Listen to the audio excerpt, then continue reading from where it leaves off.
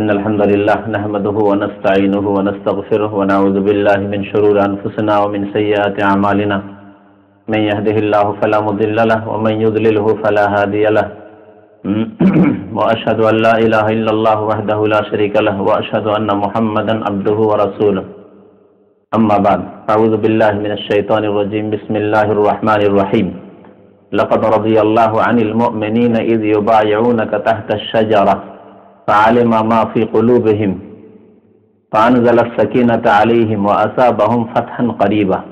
মহান আল্লাহ সমস্ত প্রশংসা দরুদ ও সালাম নাযিল হোক নবী মুহাম্মদ সাল্লাল্লাহু আলাইহি ওয়াসাল্লামের উপর। আল্লাহুম্মা সাল্লি আলাইহি আল্লাহুম্মা বারিক আলাইহি।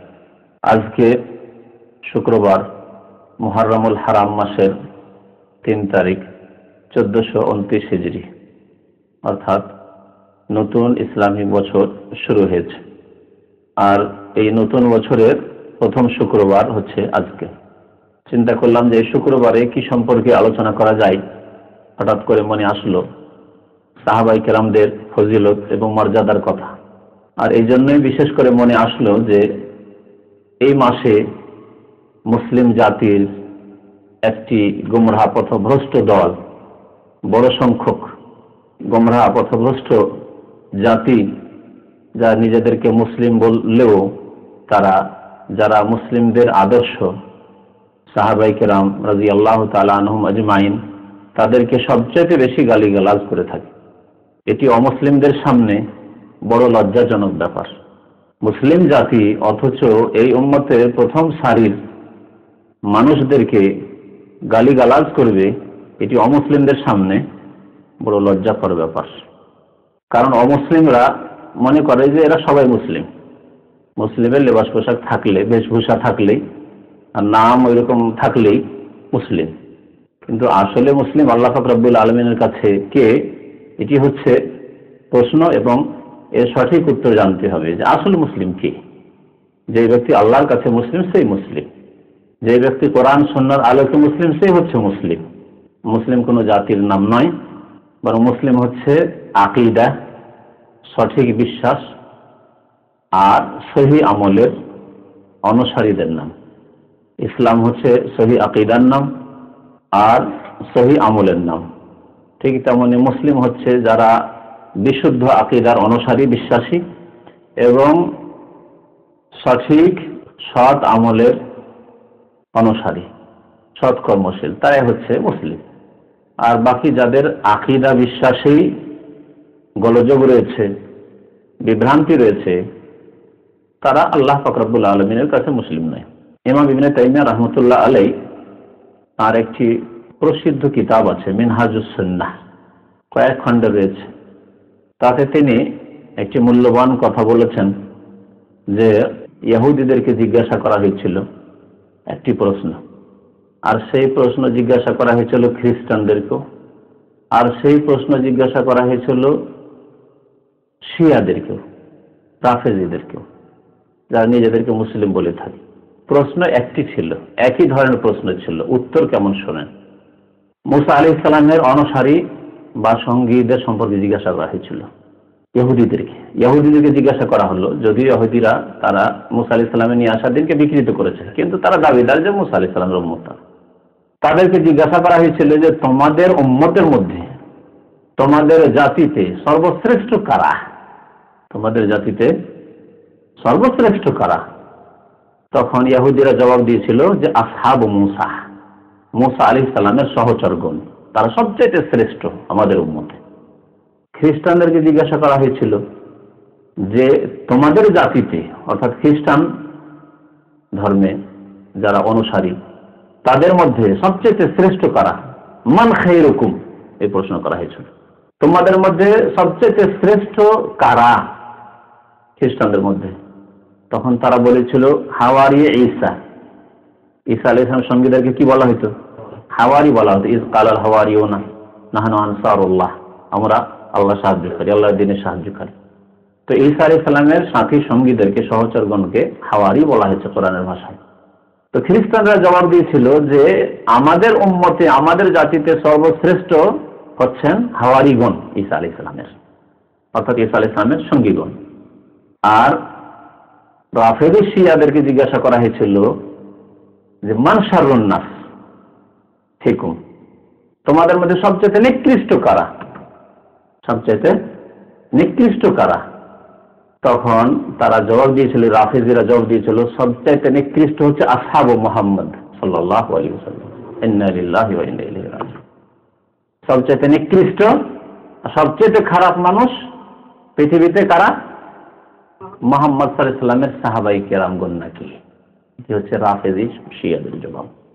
তো এই সাহাবায়ে কেরাম যারা নবী করিম সাল্লাল্লাহু আলাইহি ওয়াসাল্লাম থেকে দ্বীন শিখেছেন এবং এই দ্বীন শিখে সারা বিশ্বে মানব জাতির কাছে পৌঁছে দেওয়ার মাধ্যম তারা এই দ্বীনকে যদি না শিখতেন বা শিখলেন কিন্তু না পৌঁছাতেন, যেমন আজকাল এক শ্রেণীর লোকেরা রয়েছে, বাস নিজে ভালো থাকলে হলো, নিজে সুখী জগৎ সুখী, অপরের চিন্তা করার কি আছে, অপরকে দাওয়াত দেওয়ার দরকার নেই, বলার দরকার নেই। আজকাল পারিবারিক জীবনে এরকম কিছু লোক রয়েছে, বাড়ির ওই বৃদ্ধ মালিক রয়েছে যে একা নামাজ পড়ে, একা আমল্লাজি নামাজ পড়ে, একা চিল্লাওয়ালা, চিল্লা দিয়ে বড়ায়, তার একটি ছেলে নামাজ পড়ে না, একটি বউ নামাজ পড়ে না, পর্দা করে না। আছে না এরকম? আমাদের দেশে বহু আছে। তো এইরকম যদি চিন্তাধারা থাকতো সাহাবায়ে কেরামের, যে আমরা মুসলমান হিসেবে যথেষ্ট, জানাচ্ছে যে আমাদেরকে ওই ভারতে যেতে হবে, কেরালার চিটাগাং যেতে হবে, হায়দ্রাবাদ যেতে হবে, মাদ্রাজ যেতে হবে, ইসলাম পৌঁছে আসতে হবে, যেতে হবে করাচি, যেতে হবে ডাবিল, যার প্রাচীন নাম, ইসলাম পৌঁছে আসতে হবে। কি দরকার, কি প্রয়োজন আমাদের মিশরে ইসলাম পৌঁছে আসতে হবে? কি প্রয়োজন আমাদের ইরাকে বসরা কুফা আবাদ করতে হবে, সেখানে ইসলাম পৌঁছে আসতে হবে? কি প্রয়োজন আমাদেরকে আফগানিস্তান ইসলাম পৌঁছে আসতে হবে? কি প্রয়োজন আমাদের আজারবাইজান, উজবেকিস্তান, তাজিকিস্তান, বোখারা, সামারকান্দ ইসলাম পৌঁছে আসতে হবে? কি প্রয়োজন আমাদের স্পেনে ইসলাম পৌঁছে আসতে হবে? সব যদি চিন্তা করতেন তারা, তাহলে ইসলাম আমাদের কাছে পৌঁছিত না। যারা হিন্দুর সন্তান হিন্দু সন্তান হয়ে থেকে যেত, যারা অগ্নি পূজক হয়ে থেকে যেত, যারা খ্রিস্টান ইহুদি, তারা ইহুদির সন্তান খ্রিস্টানদের সন্তান, অনেকে মুসলমান হয়েছে, তারা ওই ইহুদি খ্রিস্টান হয়ে থেকে যেত। তো আল্লাহ পাক রব্বুল আলামিন এই সাহাবায়ে কেরামদের সর্বশ্রেষ্ঠ জামাত দল, তাদেরকে দিয়ে দ্বীন ইসলাম সারা বিশ্বে পৌঁছে নিয়েছেন। তাদেরকে আল্লাহ মনোনীত করেছেন নবী করিম সাল্লাল্লাহু আলাইহি সাল্লামের সঙ্গী হিসাবে, নবী সাল্লাল্লাহু আলাইহি সাল্লামের সঙ্গী হিসাবে। আপনি যেমন মানুষ হবেন তেমন আপনার সঙ্গী হবে, ঠিক না? যত ভালো মানুষ হবেন আপনি, তত ভালো আপনার সাথী সঙ্গে আশেপাশের লোকেরা হবে। বাস্তব সত্য না, এই সত্যকে অস্বীকার করতে পারবেন কেউ? আর আপনি বলছেন আমি খুব সৎ মানুষ, কিন্তু আপনার পাশে মদখোর, লম্পট, মিথ্যুক, ধোঁকাবাজ, বেঈমান, মানুষের টাকা পয়সা আত্মসাৎ করে রেখেছে, আর এরাই ডানে বামে চারিদিকে ঘুরতে ফিরছে। অসম্ভব কথা এটি, আপনার কথা মিথ্যা, আপনি সৎ না। হতে পারে না যে আপনি একজন খুব সৎ মানুষ, আপনার আশেপাশে বন্ধু বান্ধব মহল, যাদের সাথে সম্পর্ক, যাদের সাথে আদান প্রদান, তারা সব হবে খারাপ বা তারা খারাপ হবে। অসম্ভব কথা। তাহলে দুনিয়ার মধ্যে সবচেয়ে শ্রেষ্ঠ ব্যক্তি এবং সৃষ্টির সেরা মুহাম্মদুর রাসূলুল্লাহ সাল্লাল্লাহু আলাইহি ওয়াসাল্লাম, এতে কোনো ইখতিলাফ আছে? উম্মতে মুসলিমা, তাহলে আল্লাহ পাক রব্বুল আলামিন নবী করিম সাল্লাল্লাহু আলাইহি ওয়াসাল্লাম যিনি সৃষ্টির সেরা, তার সঙ্গী হিসাবে মনোনীত করলেন শাররুন নাস, নিকৃষ্ট লোকদেরকে, না সবচেয়ে ভালো লোকদেরকে আল্লাহ মনোনীত করেছেন? জি। ইমাম ওয়াকি রহমতুল্লাহ আলাইহি তার উস্তাদ সুফিয়ান সৌরি থেকে বর্ণনা করছেন যে আমার উস্তাদ বলছেন যে আল্লাহ পাক কোরআনে কারীমে যে ইরশাদ করেছেন কুলিল হামদুলিল্লাহ, আল্লাহ বলছেন হে নবী আপনি বলুন আলহামদুলিল্লাহ, আল্লাহ সমস্ত প্রশংসা, ওয়া সালামুন আলা ইবাদিহিল্লাযিনা ইসতাফা। আমাদের দেশে অনেক খতিবরা এই খুতবাটা সংক্ষেপে পড়ে, তাই না?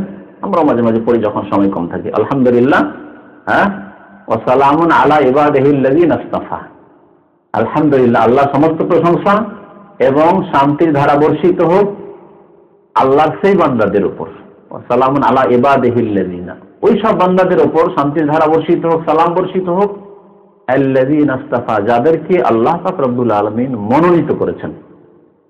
ইসতাফা, যাদেরকে আল্লাহ মনোনীত করেছেন, নির্বাচিত করেছেন। এই ইসতাফা মনোনীত করেছেন, তারা কারা? ইমাম সুফিয়ান সৌরি রাহমাতুল্লাহ আলাইহি তিনি বলছেন হুমুস সাহাবা, তারা হচ্ছেন সাহাবায়ে কেরাম, যাদেরকে আল্লাহ মনোনীত করেছেন প্রিয় নবী মুহাম্মদ সাল্লাল্লাহু আলাইহি সাল্লামের সঙ্গী হিসাবে, সাহাবী হিসাবে আল্লাহ মনোনীত করেছে। আল্লাহর মনোনয়ন যে আমাদেরকে আল্লাহ নবীর যুগের মানুষ আল্লাহ বানাননি, তাবেঈনদেরকে সাহাবী বানাননি, আল্লাহ পাক আল্লাহর ইখতিয়ার। মা কানা লাহুমুল খিয়ার, কোন মানুষের এই ক্ষেত্রে কোনো ইখতিয়ার নেই, ক্ষমতা নেই। এটি নিজের ক্ষমতার বিষয় নয় যে আপনার জন্ম একবিংশ শতাব্দীতে না হয়ে, বিংশ শতাব্দীতে না হয়ে আপনার যদি 500 বছর আগে হইতে আপনার ইখতিয়ারে, 1400 বছর আগে হইতে আপনার ইখতিয়ারে, অথবা কিয়ামতের কাছাকাছি সময় হইতো আপনার ইখতিয়ারে, না, কোনো ইখতিয়ার নেই, আল্লাহর মনোনয়ন। তো আল্লাহ পাক রব্বুল আলামিন সর্বশ্রেষ্ঠ মানুষের জন্য শ্রেষ্ঠ সঙ্গী সাথী মনোনয়ন করেছেন সাহাবায়ে কেরাম রিজওয়ানুল্লাহি তাআলা আলাইহিম আজমাইন। তাদের মর্যাদা সম্পর্কে কয়েকটি আয়াত আর কয়েকটি হাদিস শোনাবো, যাতে করে আমাদের আকীদা স্পষ্ট হয়ে যায়। এবং অনেকেই তাদের আশেপাশে থাকেন, হয়তো তাদের সাথে কাজকর্ম করতে হয়, তাদের সাথে আদান প্রদান করতে হয়, অথবা দেশে গিয়ে অনেকেই তাদের সম্মুখীন হবেন, যার ফলে অনেকেই এই বদ আকীদায় প্রভাবিত হয়ে যায়। যখন মরিচ মশলা দিয়ে সাজিয়ে বলে, তখন অনেকেই দিনের ইলম না থাকায়, দিনের জ্ঞান না থাকায় তারা পথভ্রষ্ট হয়ে যায়, বা কমপক্ষে সংশয়ের শিকার হয়ে যায় যে কথা তো সত্যি বলছে মনে হচ্ছে। আল্লাহর নবীর পরে আলী রাদিয়াল্লাহু তাআলা আনহু, তিনি তার জামাই, তাকে বসাতে হতো, অন্য কেউ কেন? এটি আপনার যুক্তির উপর আল্লাহ পাক রব্বুল আলামিন যেভাবে বাছাই করেছেন, এবং সাহাবায়ে কেরামদের ইজমা ঐক্যমত হয়েছে। আর ঐক্যমত শুধু তাদের খেয়াল খুশি হয়নি, তারা দেখেছেন যে নবী করিম সাল্লাল্লাহু আলাইহি ওয়াসাল্লামের দৃষ্টিভঙ্গি কেমন ছিল। নবী করিম সাল্লাল্লাহু আলাইহি ওয়াসাল্লাম অসুস্থ হচ্ছেন, বলছেন যে আমি তো আর নামাজ পড়াতে যেতে পারছি না, তো কে নামাজ পড়াবে? অন্য কারো নাম নিয়েছিলেন। মুরু আবু বকর ফালিউসাল্লি বিন নাস, কোন হাদিসের কিতাবে এই হাদিস খুঁজবেন আপনি? সহিহ বুখারী, মুসলিম, আবু দাউদ, তিরমিজি, নাসাঈ, ইবনে মাজাহ, কোন কিতাবে খুঁজবেন আপনি? মুরু আবু বকর, আবু বকরকে বলো ফালিউসাল্লি বিন নাস, লোকদের ইমামতি করুক, লোকদেরকে নামাজ পড়াক। উম্মুল মুমিনিন আয়েশা রাদিয়াল্লাহু তাআলা আনহা কথাটিকে আরো মজবুত করে নিতে চাইছেন। উদ্দেশ্য হচ্ছে যে মজবুত হয়ে যায় কথাটি, একবার দুবার বলাতেই যদি আমার আব্বা চলে যান তাহলে অনেকের হতে পারে যে কি ব্যাপার, অন্য কেউ কেন পড়ালেন না, তিনি কেন পড়ালেন, তাকে কি আল্লাহ নবী বলেছেন? কথাটি যাতে করে মানুষের কাছে প্রচার হয়ে যায় যে নবী সাল্লাল্লাহু আলাইহি ওয়াসাল্লাম বারবার তাগিদ করেছেন আবু বকরকে নামাজ পড়াবার জন্য, ইমামতির জন্য। খুব চালাক মানুষ ছিলেন আয়েশা রাদিয়াল্লাহু তাআলা। তিনি বলছেন ইন্না আবু বকর রাজুলুন আসিফ, অন্য রিওয়ায়াত রাজুলুন রাফিকুল কলব। আবু বকর রাদিয়াল্লাহু তাআলা আনহু অন্তর খুব নরম, খুব নরম। লা ইয়াকুমু মাকামাকা ইয়া রাসূলুল্লাহ, হে আল্লাহর রাসূল, আপনার স্থানে দাঁড়াতেই পারবেন না তিনি ইমামতিতে গিয়ে। যখনই মনে হবে যে এই জায়গায় নামাজ পড়াতেন প্রিয় রাসূল সাল্লাল্লাহু আলাইহি ওয়াসাল্লাম, তিনি আজকে অসুস্থ, উঠতে পারছেন না বিছানা থেকে, তিনি কখন যে আমাদের থেকে বিদায় নেবেন, ইন্তেকাল করে যাবেন, এই কথা যখন মনে হবে তখন তিনি বেহুঁশ হয়ে পড়ে যাবেন, নামাজ পড়াতে পারবেন না তিনি, কেরাত করতে পারবেন না তিনি। তাই ইয়া রাসূলুল্লাহ মুর ওমর, ইয়া রাসূলুল্লাহ, ওমরকে বলেন, আর কাউকে বলেন, তার মনটা একটু শক্ত আছে, তিনি পারবেন। নবী সাল্লাল্লাহু আলাইহি ওয়াসাল্লাম বলছেন মুরু আবু বকর ফালিউসাল্লি বিন নাস, মুরু আবু বকর ফালিউসাল্লি বিন নাস, বলো আবু বকরকে বলো যে নামাজ পড়ে ফেলবে, সময় মতো নামাজ পড়া। তো নবী করিম সাল্লাল্লাহু আলাইহি ওয়াসাল্লাম ইশারা ইঙ্গিতে তারপরে তার স্থলাভিষিক্ত কে হবে তা নির্ধারণ করে দিয়েছিলেন, কিন্তু পুরোপুরি মনোনয়ন সাহাবায়ে কেরামদের পরামর্শ ছেড়ে দিয়েছিলেন, যাতে করে মুসলিম উম্মতের কাছে এই সুন্নাত থেকে যায় যে মুসলিম উম্মতের যোগ্য ব্যক্তিরা যোগ্য ব্যক্তিকে মনোনীত করবে তাদের পরামর্শের ভিত্তিতে। ও আমরুহুম শুরা বাইনাহুম, তাদের যে কোনো সমস্যার সমাধান করবে শুরার মাধ্যমে, অর্থাৎ পরামর্শের মাধ্যমে। পরামর্শ কে দিবে? সবাই, হ্যাঁ, প্রত্যেক যোগ্য অযোগ্য, জাহেল ফাসেক, মূর্খ, শিক্ষিত অশিক্ষিত সবাই না, যোগ্য ব্যক্তিরা, পরামর্শ হবে যোগ্য ব্যক্তিদের। সুতরাং এটি গণতন্ত্র নয়, যেমন বাংলাদেশের কোন বক্তা বারবার করে বলে যে গণতন্ত্র হচ্ছে আমরুহুম শুরা বাইনাহুম, হ্যাঁ, ও শাবিরহুম ফিল আমরে, পরামর্শ করে, এটি হচ্ছে গণতন্ত্র না। গণতন্ত্রতে একজন বেশ্যার ভোটের যা দাম, একজন আল্লাহর ওয়ালির ভোটের তাই দাম, একজন আল্লামা মুহাদ্দিস বড় যিনি দিনের খাদেম তার ভোটের যা মূল্য, আর তাই মূল্য হচ্ছে একজন চোর, ডাকাত, সন্ত্রাসী প্রতিদিন খুন করে খনিদের নেতা, তার ভোটের তাই দাম, তাই মূল্য। তার পরামর্শ নেবেন নাকি? কখনো না। তার পরামর্শ নিলে কি বলবে যে বাংলাদেশের রাষ্ট্রপতি ডাকাত হোক, সন্ত্রাসী, যাতে করে সন্ত্রাসের কাজ আরো বেশি করা যায়, ঠিক না? বোঝা গেল যে ইসলামে এই গণতন্ত্র নেই, শুরা আছে।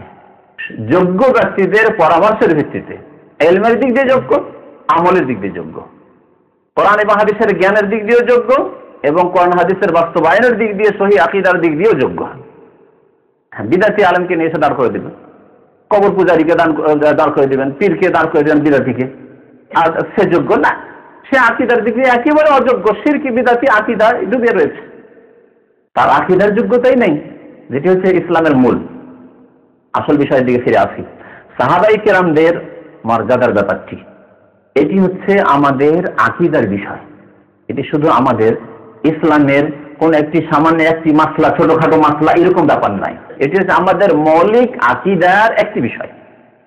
যেমন আমাদের আকীদার বিশ্বাস হচ্ছে আল্লাহর প্রতি ঈমান, ফেরেশতার প্রতি ঈমান, আখিরাতের প্রতি ঈমান, তাকদীরের প্রতি ঈমান ইত্যাদি ইত্যাদি। ঠিক তেমনি আমাদের একটি ঈমান হইতে হবে যে সাহাবায়ে কেরাম রাদিয়াল্লাহু তাআলা আনহুম আজমাইন এই উম্মতের শ্রেষ্ঠ জাতি, এই উম্মতের মধ্যে সবচাইতে উত্তম জাতি, কুনতুম খায়রা উম্মাহ, তাদেরকে সম্বোধন করা হয়েছে। যে সময় আয়াত নাযিল হচ্ছিল, হে মুসলিম তোমরা শ্রেষ্ঠ জাতি, কাদেরকে সম্বোধন করা হয়েছে? যারা হায়াতে ছিলেন, সাহাবায়ে কেরাম, কুনতুম খায়রা উম্মাহ, তোমরা শ্রেষ্ঠ জাতি, কারণ তোমরা তা'মুরুনা বিল মারুফ, ভালো কাজের উপদেশ দিয়ে থাকো মানুষকে, খারাপ কাজে বাধা দিয়ে থাকো, এবং আল্লাহর প্রতি তোমরা ঈমান নিয়েছো। এই তিনটি গুণের জন্য তোমরা শ্রেষ্ঠ উম্মত, আল্লাহ বলছেন।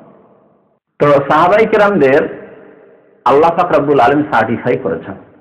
সাহাবায়ে কেরামদের মর্যাদার কথা, সাহাবায়ে কেরামদের তাদের যে অন্তর সৎ, ঈমানে সততা ছিল, আমলে সততা ছিল, আকীদা স্বচ্ছ সাফ সুতরা সুস্পষ্ট ছিল, সেই ইসলামিক আকীদা ছিল, আমলও ছিল নবী করিম সাল্লাল্লাহু আলাইহি ওয়াসাল্লামের পুরোপুরি সুন্নতের মোতাবেক, এই সম্পর্কে আল্লাহ পাক রব্বুল আলামিন বেশ কয়েকটি আয়াতে এর সার্টিফিকেট দিয়েছেন।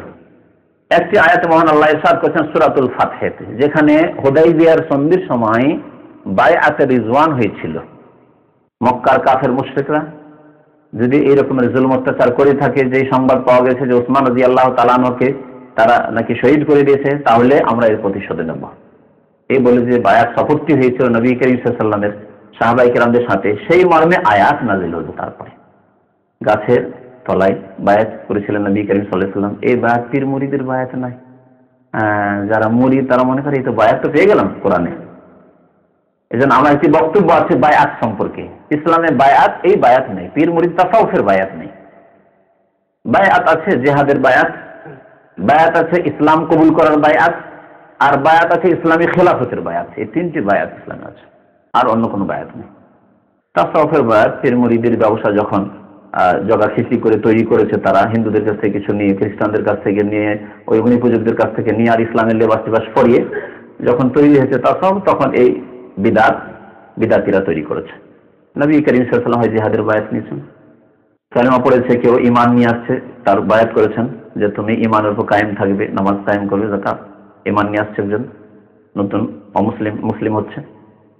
আর যদি খলিফা নির্বাচিত হন তো তার সাথে শপথ করতে হবে যে আপনার আনুগত্য করব, আপনার কথা মেনে চলবো, যতক্ষণ পর্যন্ত আপনি হারামের আদেশ করবেন না, অন্যায়ের আদেশ করবেন না, যতক্ষণ জায়েজ যে কোনো আদেশ হবে খলিফার, রাষ্ট্রীয় নেতার, তার আদেশ মেনে চলবো।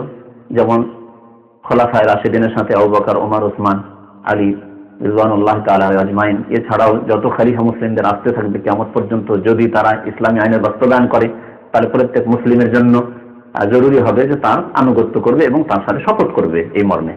তো আল্লাহ পাক রব্বুল বলছেন লাকাদ রাদিয়াল্লাহু আনিল মুমিনিন, এই আয়াতে বলছেন আল্লাহ পাক ওই মুমিনগণের প্রতি সন্তুষ্ট হয়ে গেছেন। কোন মুমিন? সাহাবায়ে কেরাম। কারণ তাদের কথা আল্লাহ বলছেন আনিল মুমিন আল্লাযীনা ইউবাইউনাকা তাহতাশ শাজারা, যারা আপনার সাথে গাছের নিচে শপথ করেছেন, বায়াত করেছেন। ফাআলেমা মাফি কুলুবিহিম, শুধু তাই না, আল্লাহ তো রাজি হয়েছেন। কি জন্য রাজি হলেন? ফাআলেমা মাফি কুলুবিহিম, তাদের অন্তঃকরণ আল্লাহ জেনে নিয়েছেন যে তাদের অন্তর কত পরিষ্কার।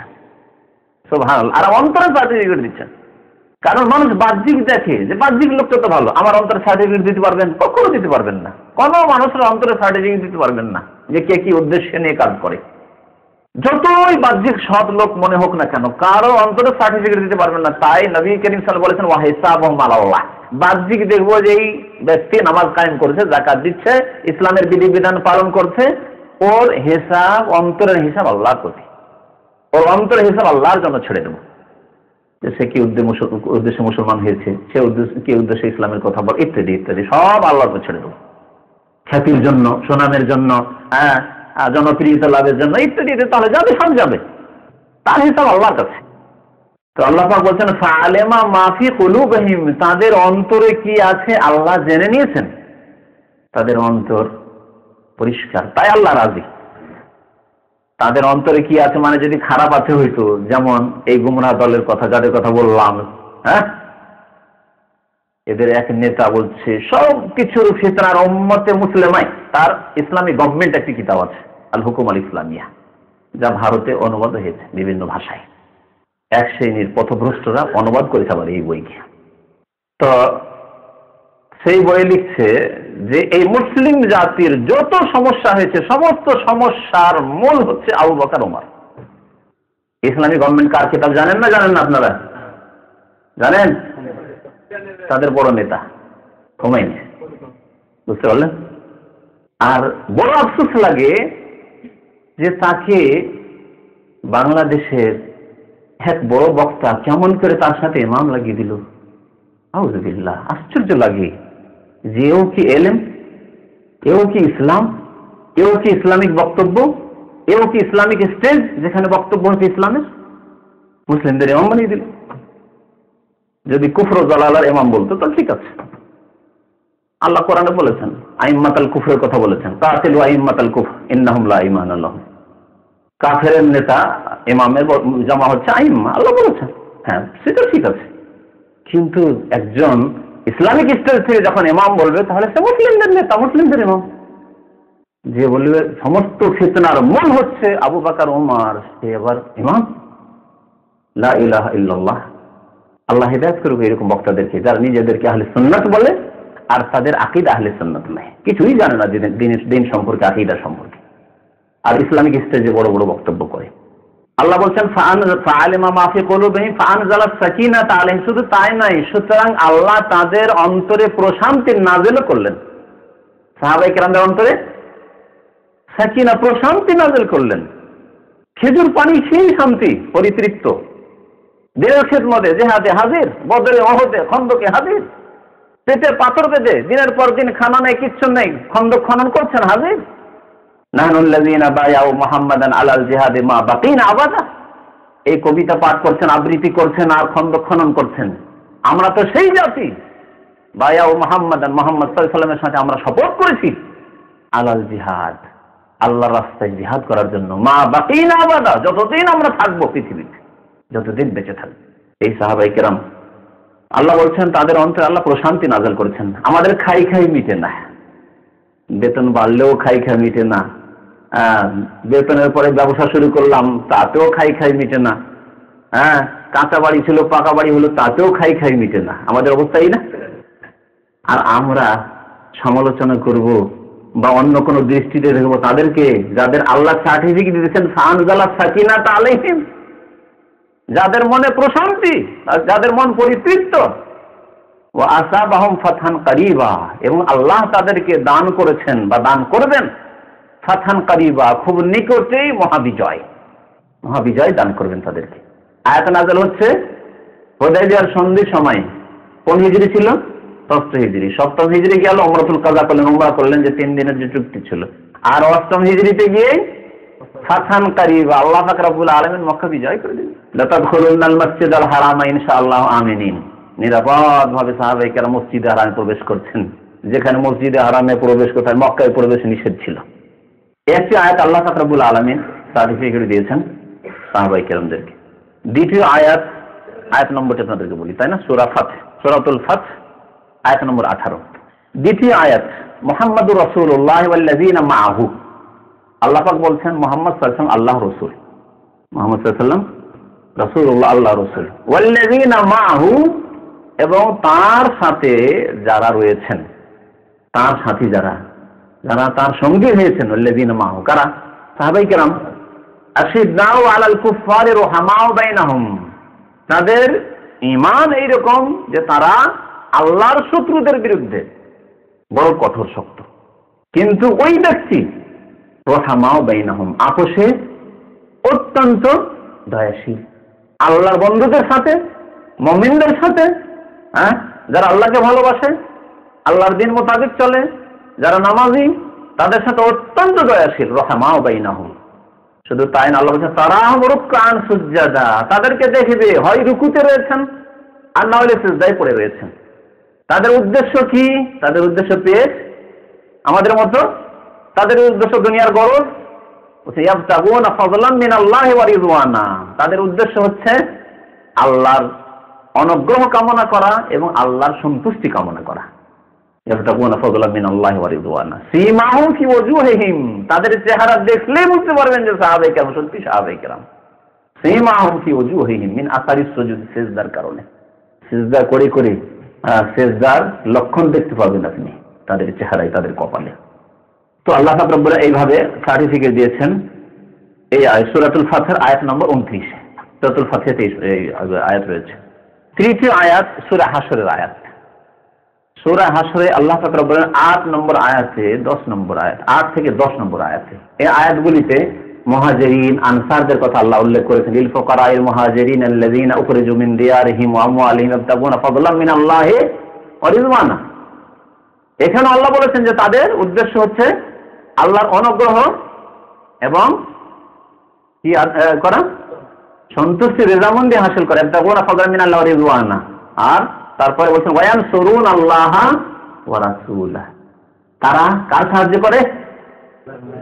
বাতিলের সাহায্য করে। এই গুমরাদের কথা কি?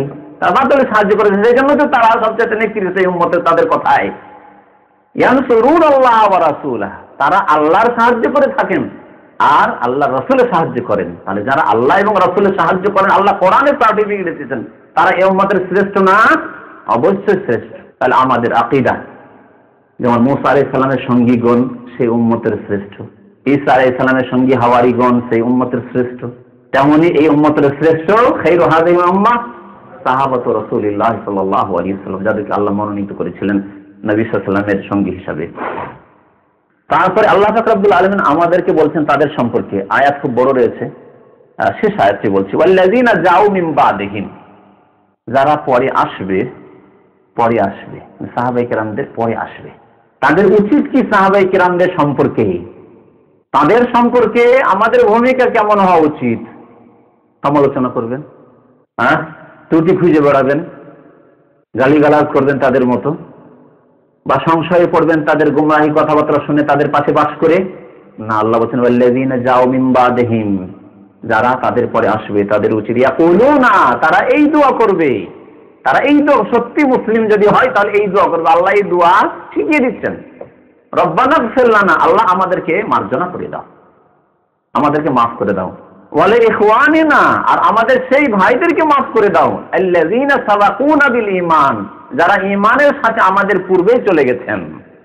তারা যাও মিন বাদিহিমের প্রথম সারি হচ্ছে তাবেঈন, তাহলে তাবেঈনদের দোয়া হবে যে আল্লাহ আমাদের পূর্বে যারা চলে গেছেন, অর্থাৎ সাহাবায়ে কেরাম, আমাদের দোয়া আমাদের পূর্বে, অর্থাৎ যত গেছেন, আইম্মায়ে কেরাম গিয়েছেন, সালেহিন নেক লোকেরা গিয়েছেন, এই উম্মতের মুসলিম ভাইরা গিয়েছেন, যে কোনো যুগের হোক না কেন, আর সবচাইতে উত্তম যুগ নবী করিম সাল্লাল্লাহু আলাইহি ওয়াসাল্লামের যুগ, সাহাবায়ে কেরামের যুগ, সেই যুগের লোকেরা সাহাবায়ে কেরামগণ কি দোয়া করতে হবে আমাদেরকে আল্লাহ শিখাচ্ছেন, ওয়ালি ইখওয়ানিনা আল্লাযীনা সাবাকুনা বিল ঈমান, আমাদের সেই ভাইবোনকে মাফ করে দাও আল্লাহ যারা ঈমানের সাথে আমাদের আগেই চলে গেছেন তারা দুনিয়া থেকে। ওয়ালা তাজাল, শুধু তাই নয়, বিভ্রান্তির কেউ শিকার হতে পারে, তাই আল্লাহর কাছে দোয়া করতে আল্লাহ শিখাচ্ছেন ওয়ালা তাজাল ফি কুলুবিনা গিল্লান, আল্লাহ আমাদের অন্তরে কোন রকমের বিদ্বেষ রাখিও না তাদের বিরুদ্ধে, ইল্লাযীনা আমানু, ঈমানদার সাহাবায়ে কেরাম, তাবেঈন, তাবা তাবেঈন, আইম্মায়ে কেরাম, উলামায়ে হক, উলামায়ে দ্বীন এবং মুসলিম ভাইদের বিরুদ্ধে যারা আমাদের পূর্বে চলে গেছেন তাদের বিরুদ্ধে কোন রকমের, যাতে করে অন্তরে কোনো কপটতা না থাকে, কোনো বিদ্বেষ না থাকে, শত্রুতা না থাকে। লিল্লাযীনা আমানু রব্বানা ইন্নাকা রাউফুর রহিম, আল্লাহ তুমি দয়াবান এবং তুমি রহিম।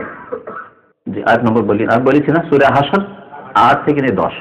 আল্লাহ পাক রব্বুল চতুর্থ আয়াত বলি, চতুর্থ আয়াত সূরা তওবার আয়াত নম্বর 100। মহান আল্লাহ ইরশাদ করেন, ওয়াসাবিকুন আল আউয়ালুনা মিনাল মুহাজিরিন ওয়াল আনসার। সাহাবায়ে কেরামদের দুটি দল ছিলেন, হয় মুহাজিরিন যারা মক্কা থেকে হিজরত করে এসেছিলেন, আর না হলে আনসার। ওয়াল্লাযীনা ইত্তাবাউহুম বিইহসান, এবং যারা তাদের নিষ্ঠার সাথে ইখলাসের সাথে অনুসরণ করেছেন, অর্থাৎ তাবেঈনগণ রাদিয়াল্লাহু আনহুম ওয়া রাদুন। আল্লাহ বলছেন আল্লাহ তাদের উপর রাজি হয়ে গেছেন এবং তারাও আল্লাহর অশেষ নিয়ামত পেয়ে আল্লাহর উপর তারাও সন্তুষ্ট হয়ে গেছেন, রাজি হয়ে গেছেন। রাদিয়াল্লাহু আনহুম ওয়া রাদু আনহু। কার সম্পর্কে বলা হয়েছে? সাহাবায়ে কেরামগণ সম্পর্কে বলা হয়েছে। ওয়া আ'আদ্দা লাহুম, শুধু তাই না, ওয়া আ'আদ্দা লাহুম জান্নাত, তাদের জন্য আল্লাহ জান্নাত প্রস্তুত করে রেখেছেন। তাজরি মিন তাহতিহা, তাজরি তাহতা আল আনহার, যার নিম্ন দেশে ঝর্ণা সমূহ প্রবাহিত। খালিদিনা ফিহা আবাদা, যেখানে সাহাবায়ে কেরামগণ চিরকাল বসবাস করবেন।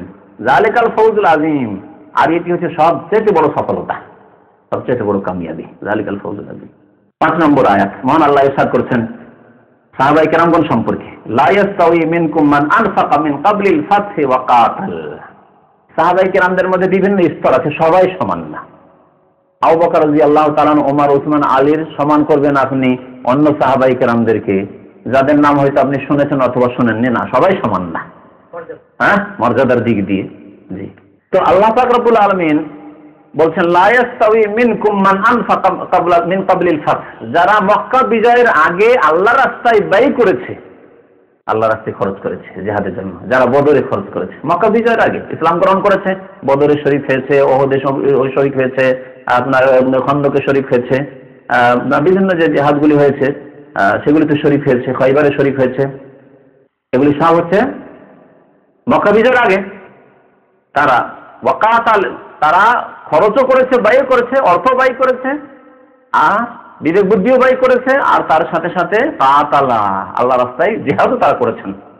উলাইকা আযামু দারাজাতাম মিনাল্লাযীনা আনফাকু মিন বা'দ ওয়া কাতালু, এরা, এদের মর্যাদা আযামু দারাজাতান, এদের মর্যাদা অনেক উঁচু ওই সব সাহাবায়ে কেরামের তুলনায় যারা খরচ করেছেন মিন বা'দ, তারপরে মানে মক্কা বিজয়ের পরে।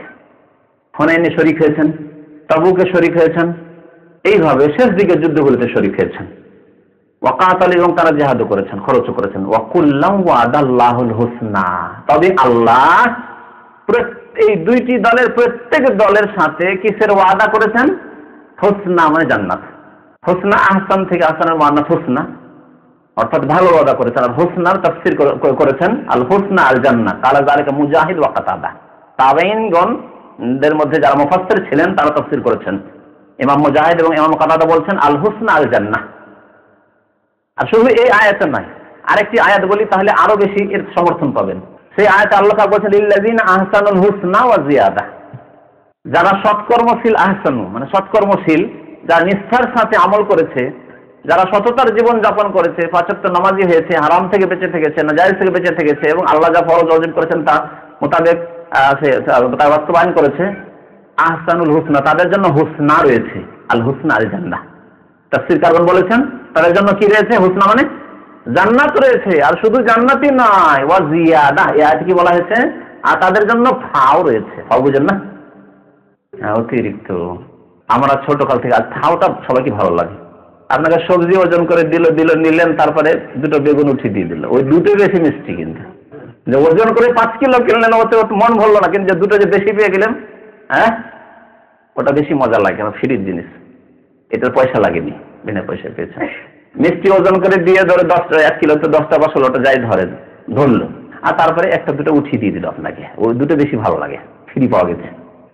তো আল্লাহ মুমিন বান্দাদেরকে খুশি করার জন্য আল্লাহ বলছেন তোমাদেরকে হুসনা জান্নাত দিবই দিব, আর জিয়াদা ফাও দিব।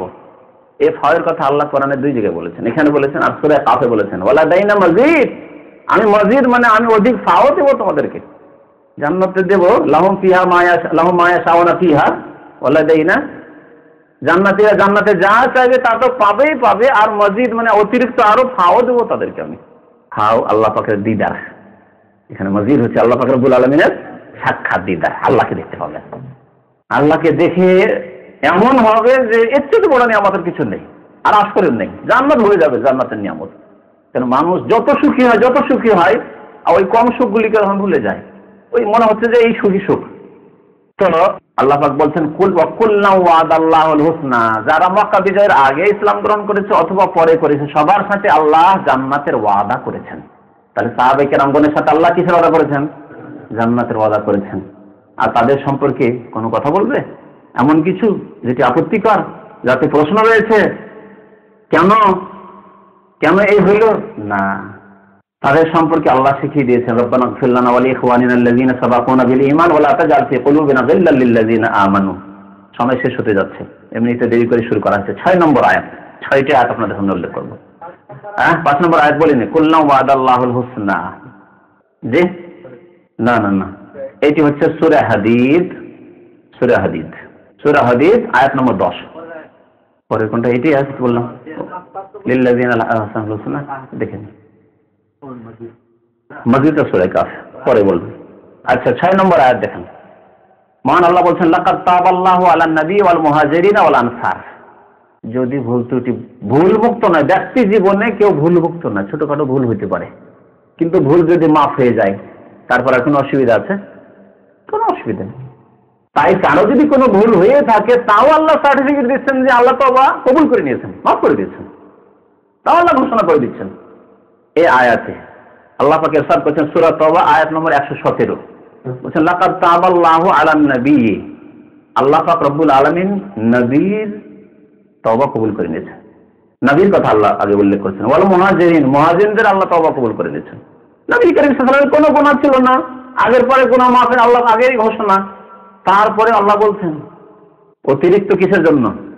ক্লিয়ার করে দেওয়ার জন্য, স্পষ্ট করে দেওয়ার জন্য। তারপরে মুহাজিরিনদের কথা আল্লাহ বলছেন, মুহাজিরিনদের তওবা আল্লাহ কবুল করে নিয়েছেন। ওয়াল আনসার, আনসারদের আল্লাহ কবুল করে নিয়েছেন। আল্লাযীনা তাবাউহু, এই মুহাজিরিন আনসার যারা নবী সাল্লাল্লাহু আলাইহি ওয়াসাল্লামের অনুসরণ করেছিলেন, কখন? ফি সাআতিল উসরাতি, সংকটের মুহূর্তে। তারা সংকটের মুহূর্তেও নবীর সাথ সঙ্গ ছাড়েননি। তাহলে কেমন তারা ছিলেন?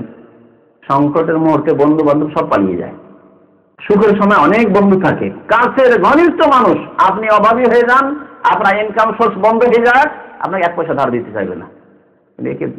একজন যে টাকা ইনকামে লেগে আছে তাকে ধার দেওয়া কোনো ব্যাপার না, মাসের স্যালারি আসবে দিয়ে দিবে। অথবা ব্যবসা চলছে, রোলিং ব্যবসা আছে, চলে যাবে, সব শেষ হয়ে গেছে আপনার। যে ঘনিষ্ঠ বন্ধু যার সাথে লাখ লাখ টাকার কারবার চলতো, যদি দেখে যে আপনার ইনকাম সোর্স বন্ধ হয়ে গেছে, কিছু দিবেন আপনি, ঠিক না? কেটে পড়বে। আল্লাহ বলছেন যে ফি সাআতিল উসরা, সংকটের মুহূর্তেও ইত্তাবাউ, নবীর অনুসরণ করেছিলেন। যখন এদিকে খেজুর পেয়ে গেছে, আজকালের মধ্যে খেজুর কেটে নিয়ে আসলে না হলে সবগুলি পোকা লেগে পড়ে যাবে এখন জিহাদে চলে গেলে। আর বাড়িতে খাবার নেই, সব অনাহারে ছেলে মেয়ে, খেজুর কেটে নিয়ে আসবে তো খাবে। সেই সময় আল্লাহর আদেশ হয়ে গেল তাবুকের যুদ্ধে চলো, আল্লাহর নবীর আদেশ।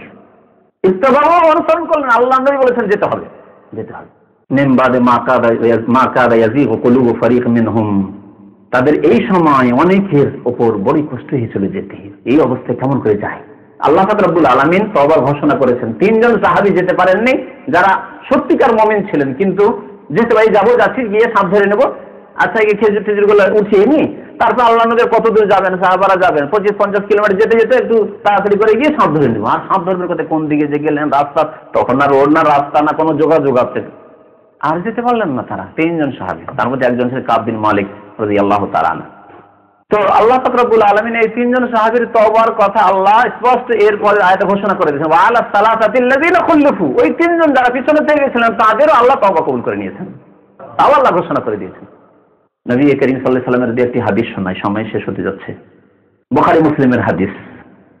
বলছেন কানা বাইনা খালিদ বিন ওয়ালিদ ও বাইনা আব্দুর রহমান বিন আউফ শাইউন, একদিন খালিদ বিন ওয়ালিদ সাইফুল্লাহ এবং আব্দুর রহমান বিন আউফ, তিনিও আশরা মুবাশশারা, 10 জন সুসংবাদ প্রাপ্ত একজন, 3 জন বড় সাহাবী। তাদের মধ্যে একদিন মনোমালিন্য হয়ে যায় কোনো কথা নিয়ে। ফাসাব্বাহু খালিদ, খালিদ রাদিয়াল্লাহু তাআলা আনহু একটি খারাপ কথা বলে দেন, কোন একটি খারাপ কথা, অবাঞ্ছিত কথা বলে দেন আব্দুর রহমান বিন আউফ রাদিয়াল্লাহু তাআলা আনহুকে। রাসূলুল্লাহ সাল্লাল্লাহু আলাইহি ওয়াসাল্লাম জানতে পারলেন, সাবধান করলেন খালিদ।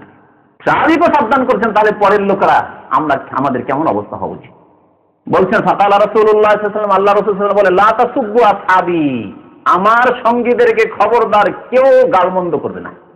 সব মানে মানহানিকর যে কোনো কথা, আমাদের ভাষায় গাল কথাটি সীমিত একটু, মানে গাল দেওয়া অকথ্য ভাষায়, তাই না? আর মানহানি যে কোনো কাজ করা, যে কোনো কথা বলাই হচ্ছে সাব আরবি ভাষায়। লা তাসুব্বু আসহাবি, আমার সাহাবায়ে কেরামের মানহানি করবে না, কোনো খারাপ কথা বলবে না তাদের সম্পর্কে। ফাইন্না আহাদাকুম, কারণ তোমাদের কেউ সম্বোধন করছেন কাকে? সাহাবী খালিদ বিন ওয়ালিদকে, যিনি মুসলমান হয়েছেন পরে। তাহলে পরের মুসলমানদের, পরের সাহাবী যারা মক্কা বিজয়ের পরে মুসলমান হয়েছেন তাদেরকে যদি এই কথা বলেন, তাহলে আমরা কোথায় থাকবো সাহাবায়ে কেরামদের তুলনায়? চিন্তা করুন তো কি বলছেন।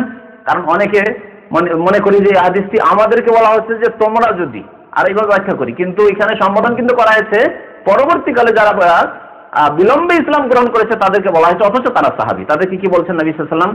ফাইন্না আহাদাকুম, তোমাদেরকে লাউ আনফাকা মিসলা উহুদিন যাহাবা, উহুদ পাহাড়ের সমান যদি সোনা আল্লাহর রাস্তায় ব্যয় করে খালিদ তোমাদের মতো লোক যারা মক্কা বিজয়ের পরে মুসলমান হয়েছে, ইসলাম শক্তিশালী হয়ে গেছে, আর তো উপায় নাস্তিক, এখন মুসলমান হতে হবে, না হলে তো মার খেতে হবে, ওরা সবকিছু কুরবানি করেছে। কত পার্থক্য। তোমরা যদি উহুদ পাহাড়ের সমান খরচ করো, মা বালাগা মুদ্দা আহাদিহিম ওয়ালা নাসিফা। আরেকটি হাদিস আছে মা আদরাকা মুদ্দা আহাদিহিম ওয়ালা নাসিফা।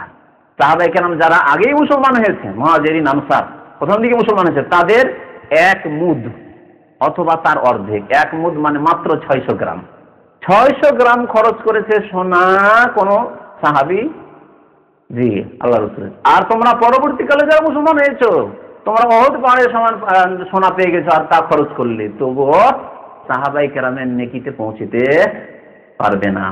রাওয়াহুল বুখারী মুসলিম। দ্বিতীয় হাদিস শোনাই।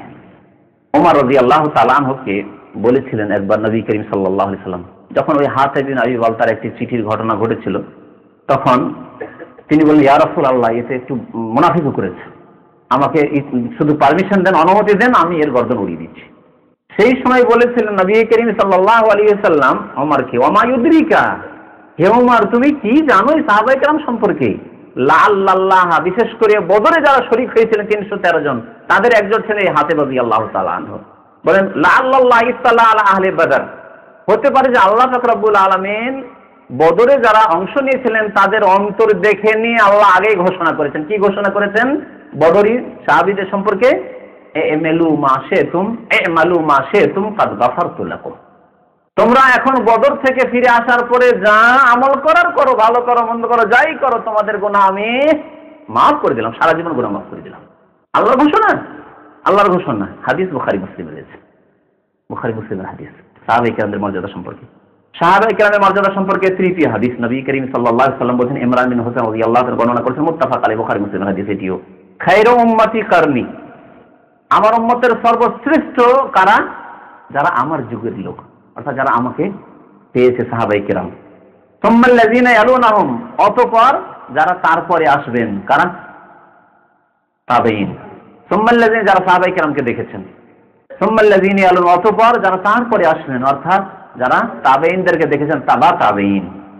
ইমরান বলছেন, আমি জানি না যে আল্লাহ নবীর জামানার পরে 2 যুগের কথা বললেন না 3 যুগের কথা বললেন, আমার সন্দেহ আছে। তো 3টি যুগ যদি ধরি, আল্লাহ নবীর জামানার যুগ সাহাবায়ে কেরাম, তাবেঈন আর তাবেঈন, এই 3টি যুগের মুসলিমগণ সম্পর্কে নবী করিম সাল্লাল্লাহু আলাইহি সাল্লাম শ্রেষ্ঠত্বের সার্টিফিকেট দিয়েছেন। খায়রু উম্মতি, আমার উম্মতের শ্রেষ্ঠ এরা। আবু মুসা আশআরী রাদিয়াল্লাহু তাআলা হাদিস বর্ণনা করেছেন, 4 নম্বর হাদিস মুসলিম শরীফে রয়েছে। আন্না রাসূলুল্লাহ সাল্লাল্লাহু আলাইহি ওয়াসাল্লাম কাল, রাসূলুল্লাহ বলছেন, আন-নুজুমু আমানাতুন লিস-সামাই, আকাশের নিরাপত্তা রয়েছে তারকারাজিতে। আকাশের নিরাপত্তা রয়েছে কিসে? এই তারকা গ্রহ এগুলিতে রয়েছে। মানে যতদিন তারকা আছে আকাশে, ততদিন আকাশ আছে। আর যেদিন দেখবেন যে আকাশে তারকা দেখতে পাই না, সেই দিন কিয়ামত হয়ে গেছে, আকাশ ধ্বংস হয়ে পড়বে, আর আকাশ থাকবে না। ফাইদা যাহাবাতিন নুজুম, যখন দেখবেন যে তারকারাজি চলে গেছে, তারকা নক্ষত্র দেখতে পাচ্ছেন না আকাশে, আতা আহলাস সামাই মা ইউআদুন, তাদের সাথে যে প্রতিশ্রুতি করা হয়েছে আকাশবাসীদের সাথে, ফেরেশতাদের সাথে, যে আকাশ ধ্বংস হয়ে যাবে, ইজাসতামাউন শাক্কাত ইজাসতামাউন ফাতারাত, হ্যাঁ, আকাশ বিদীর্ণ হবে, ধ্বংস হয়ে যাবে। তো যেই তাদের সাথে ওয়াদা হয়েছে কিয়ামতের, সেই ওয়াদা চলে আসবে, অর্থাৎ কিয়ামত চলে আসবে। ওয়ানা আমানাতুল লি আসহাবি, এবং আমি মুহাম্মদ সাল্লাল্লাহু আলাইহি সাল্লাম আমার সাহাবায়ে কেরামদের জন্য নিরাপত্তার উপায়। আমি হচ্ছি আমানত, নিরাপত্তার উপায় নবী সাহাবায়ে কেরামদের জন্য। নবী সাল্লাল্লাহু আলাইহি ওয়াসাল্লাম বলছেন, ফাইদা যাহাবতু আনা, যখন আমি চলে যাব, আমার ইন্তেকাল হয়ে যাবে, আতা আসহাবি মা ইউআদুন, আমার সাহাবায়ে কেরামগণের সাথে যে ওয়াদা করা হয়েছে সেই ওয়াদা পূর্ণ হবে। তারপরে ধীরে ধীরে আপোষে ফিতনা হতে লাগবে, যা হতে লাগলো, বা ষড়যন্ত্রের শিকার হয়ে যাবে। যেমন ওসমান রাদিয়াল্লাহু তাআলা জামানায় কিছু সাহাবা ইহুদি যে ইসলাম গ্রহণ করলো, মুনাফিক, এদের ষড়যন্ত্রের শিকার হয়ে গিয়ে ওসমান রাদিয়াল্লাহু তাআলা আনহুকে শহীদ করে দিল। এইভাবে বিদাতি আকীদা, ইসলাম বিরোধী আকীদার শিকার হয়ে গেল খারেজিরা, তারপর আলী রাদিয়াল্লাহু তাআলা আনহুকে শহীদ করে দিল। ওয়া আসহাবি আমানাতুল লিউম্মতি, আর আমার সাহাবায়ে কেরামগণ আমার উম্মতের জন্য আমানত, নিরাপত্তার উপায়। বুঝলেন কি বুঝলেন? আমার উম্মতের নিরাপত্তার উপায় হচ্ছে আমার সাহাবায়ে কেরামগণ। ফাইজা যাহাবা আসহাবি, আমার সাহাবায়ে কেরাম যখন চলে যাবেন, অর্থাৎ সাহাবায়ে কেরামদের সবার ইন্তেকাল হয়ে যাবে। সর্বশেষ সাহাবীর ইন্তেকাল কখন হয়েছে কে বলতে পারেন? 110 হিজরিতে। শেষ সাহাবীর নাম মনে আছে? আবু তুফাইল রাদিয়াল্লাহু তাআলা। তো 110 হিজরির পরে দেখেন বড় বড় ফিতনা দেখা গেছে। তারপরে বড় ফিতনা, তখন উমাইয়া গোত্রের যে রাজত্ব ছিল, যে যুগে অনেক ইসলামের খেদমত হয়েছে জুলুমের সাথে সাথে, তখন তারা একেবারে দুর্বল হয়ে পড়লো আর শক্তিশালী হয়ে পড়লো আব্বাসীরা। আর আব্বাসীরা এমন করে তাদেরকে চূর্ণ বিচূর্ণ করলো, একবার নিশ্চিন্ন করে দিল। খুঁজে খুঁজে বাচ্চা বাচ্চা খুঁজে, কোথায় আছে বাচ্চা, উমাইয়া বংশের বাচ্চা হতো। 132 হিজরিতে পতন ঘটলো উমাইয়াদের। নবী করিম সাল্লাল্লাহু আলাইহি সাল্লামের ভবিষ্যৎবাণী। ফাইদা যাহাবা আসহাবি, আমার সাহাবায়ে কেরামগণের যখন ইন্তেকাল হয়ে যাবে, তারা চলে যাবেন, আতা উম্মতি মা ইউআদুন, আমার উম্মতের সাথে যে ওয়াদা করা হয়েছে, যে উম্মতের যে অবস্থার কথা বলা হয়েছে আল্লাহর পক্ষ থেকে, ভবিষ্যৎবাণী করেছেন নবী সাল্লাল্লাহু আলাইহি ওয়াসাল্লাম, তা অবশ্যই আসবে। তাওয়াহু মুসলিম। তাহলে সাহাবায়ে কেরামদের মর্যাদার কথা এখানে বলা হয়েছে। সাহাবায়ে কেরাম এই উম্মতের জন্য আমানত স্বরূপ। সাহাবায়ে কেরাম, একজন সাহাবায়ে কেরাম বেঁচে থাকা মানে মুসলিম উম্মাহ নিরাপত্তায় আছে। 5 নম্বর হাদিস, ওমর বিন খাত্তাব রাদিয়াল্লাহু তাআলা আনহু বর্ণনা করছেন যে কালা রাসূলুল্লাহ সাল্লাল্লাহু আলাইহি ওয়াসাল্লাম বলেছেন, আকরিমু আসহাবি, তোমরা আমার সাহাবায়ে কেরামগণের সম্মান করবে, যত্ন করবে, সম্মান প্রদর্শন করবে। তাদেরকে সামনে পেলে তার সম্মান আলাদা হইতো, সামনে নেই, তাহলে কেমন সম্মান করতে হবে? অন্তর থেকে শ্রদ্ধা করে, অন্তর থেকে ভালোবেসে, তাদের সম্পর্কে কেউ যদি কটাক্ষ করে, তাদের সম্পর্কে কেউ যদি খারাপ কথা বলে তার প্রতিবাদ করে, এইভাবে তাদের অনুসরণ করে, শুধু মুখে আপনি সাহাবী সাহাবী বলেন আর সাহাবায়ে কেরামের সাথে আপনার সম্পর্ক নামাজই নেই, তাহলে আপনি কোন সাহাবীর অনুসারী আপনি? এইভাবে সাহাবায়ে কেরামের সম্মান প্রদর্শন করতে হবে।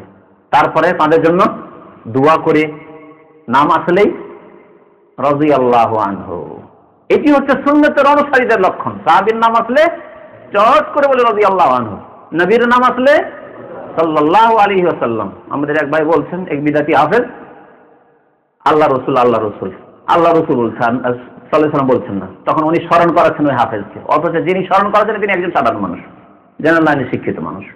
ও হাফেজ, দেখেন তাদের হটকারিতা কেমন। এই জন্য যদি কোরআন হাদিস কিছু শিখে, তার অনুবাদ, তরজমা, তাফসীর, ব্যাখ্যা শিখে ভালো কথা, না শিখলে তো কিছুই বুঝলো না। আর তারপরে হাফেজ হয়েছে, তারপরে তার হেফজ মোতাবেক যদি আমল না থাকে, এলেম শিখেছে, মাদ্রাসায় পড়েছে, তার মোতাবেক যদি আমল না থাকে, তাহলে তারা সবচেয়ে নিকৃষ্ট উম্মতের। নবী করিম সাল্লাল্লাহু আলাইহি ওয়াসাল্লাম বলেছেন, আউয়ালা মান তুসাল আরবিহিন নার, প্রথম জাহান্নাম যে জ্বলে উঠবে মানুষকে নিয়ে, তারা কারা? আল কুররা আল মুরাউনা বিআমালি, কারি, হাফেজ, আলেম, ওই লোকেরা যারা কারি হয়েছে, হাফেজ হয়েছে, কিন্তু লোক দেখানো, দুনিয়ার জন্য, পেটের জন্য, কোথায় ভালো ভালো খেতে পাবো, কোথায় ভালো ভালো বকশিস নজর নিয়াজ পাবো, কোথায় কোরআনখানি করতে পাবো, কোথায় গেলে বেশি টাকা পয়সা ইনকাম হবে, কোনখানে বেশি বেতন, এইসব ধান্দা শুধু। ব্যাস, দিন পালন করতে হবে, আমল করতে হবে না। একজন শুনিয়ে দিলেন, ভাই সাল্লাল্লাহু আলাইহি ওয়াসাল্লাম বলেন, হটকারিতা। অত যদি সুন্নত পালন করা যায় তাহলে চলাই যাবে না। আউযু বিল্লাহ, এই কথাটি কুফর কথা নয়। সুন্নত যদি পালন করা যায় তো চলাই যাবে না, এই কথার মানে আল্লাহ এবং রাসূল এমন দায়িত্ব দিয়েছেন যা অসাধ্য, যা পালন করা অসাধ্য। অথচ আল্লাহ কোরআনে কি বলছেন হাফেজ সাহেবেরা? লা ইউকাল্লিফুল্লাহু নাফসান ইল্লা উসাহা। কোন ব্যক্তিকে আল্লাহ এমন দায়িত্বই দেননি যা পারবে না সে। যা দায়িত্ব দিয়েছেন তা পারবো আমরা।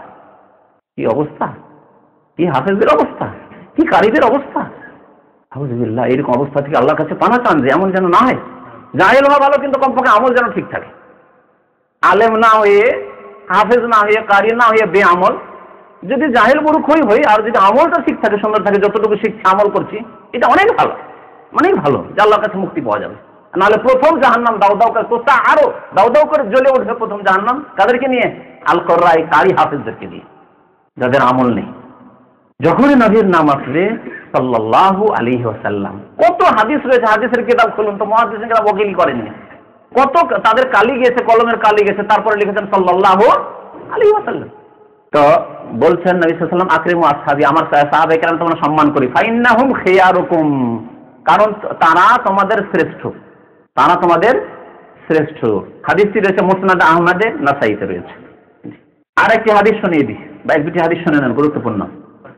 ওয়াসিলা রাদিয়াল্লাহু তাআলা আনহু বলছেন, নবী সাল্লাল্লাহু আলাইহি ওয়াসাল্লাম বলছেন, লা তাজালুনা বিখাইর, তোমরা সব সময় মঙ্গলে থাকবে, কল্যাণে থাকবে, মাদামা ফিকুম মান রাআনি ওয়া সাহেবানি, যতদিন তোমাদের মাঝে কোনো সাহাবী বেঁচে আছে যিনি আমাকে দেখেছেন আর আমার সঙ্গী হয়েছেন।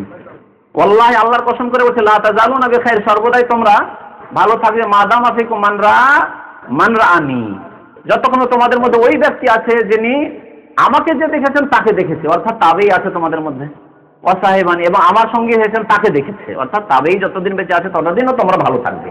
তাহলে সাহাবায়ে কেরাম যুগ আর তাবেঈনদের যুগ সম্পর্কে আল্লাহ সার্টিফিকেট দিয়েছেন যে ততদিন তোমরা কল্যাণের সাথে থাকবে। একটি হাদিস দিয়ে শেষ করছি, 7 নম্বর। আনাস রাদিয়াল্লাহু তাআলা আনহু বর্ণনা করেছেন, হাদিসটি রয়েছে বুখারীতে, মুসলিমে। বলছেন, আয়াতুল ঈমান হুব্বুল আনসার, ঈমানের প্রমাণ হচ্ছে, দলিল হচ্ছে আনসারকে ভালোবাসা, সাহাবায়ে কেরামগণকে ভালোবাসা।